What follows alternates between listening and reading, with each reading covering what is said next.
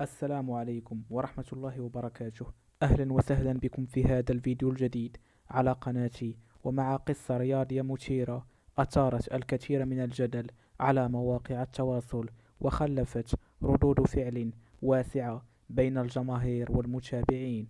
القصة اليوم تتعلق بتصريح غريب وغير متوقع حسب الرواية المتداولة عن مدرب منتخب مالي لأقل من 17 سنة بعد خسارتهم أمام المنتخب المغربي بنتيجة 3-2. في هذا الفيديو سأحكي لكم بالتفصيل ماذا قال المدرب، ولماذا صدم الجميع بكلامه، وما الذي كشف عنه عن عقليته قبل المباراة، وما الرسالة التي وجهها لمنتخب المغرب.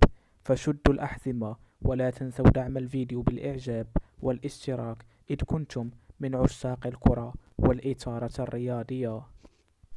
بعد نهاية المباراة التي جمعت المنتخبين، وصفت النتيجة بالنسبة للبعض بأنها مفاجأة كبيرة، خصوصا بعد الحديث عن طموحات العالية لمنتخب مالي.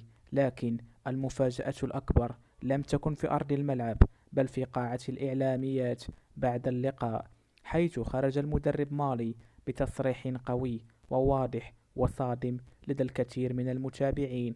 تصريح لم يكن متوقع من مدرب منتخب يخوض بطولة دولية مهمة.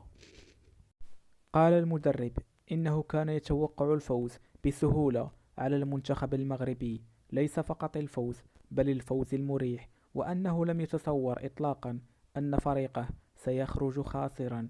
وبحسب ما جاء في التصريح، فقد رجح المدرب تفاؤله المبالغ فيه على نتيجة المغرب السابقة أمام منتخب البرتغال، عندما تعرض المنتخب المغربي لخسارة قاسية بنتيجة 7-0. وهنا اعتقد المدرب المالي كما قال أن معنويات لاعب المغرب ستكون منخفضة، وأن اللقاء سيكون شبه محسوم قبل بدايته.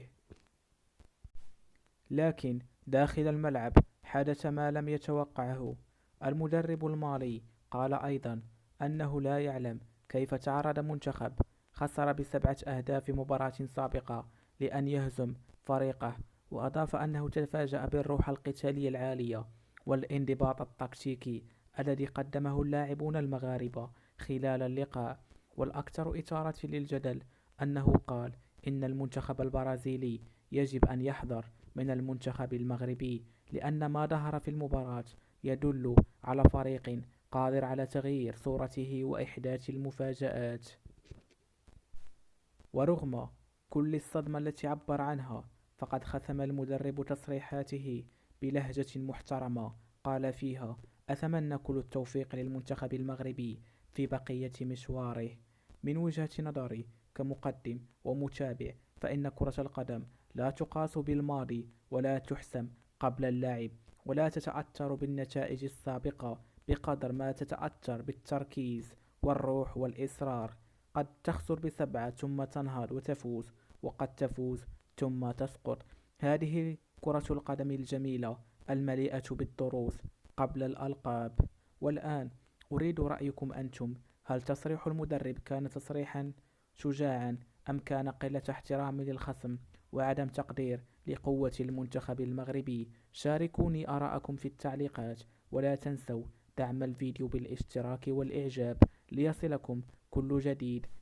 وشكرا على حسن المتابعة، والسلام عليكم ورحمة الله وبركاته.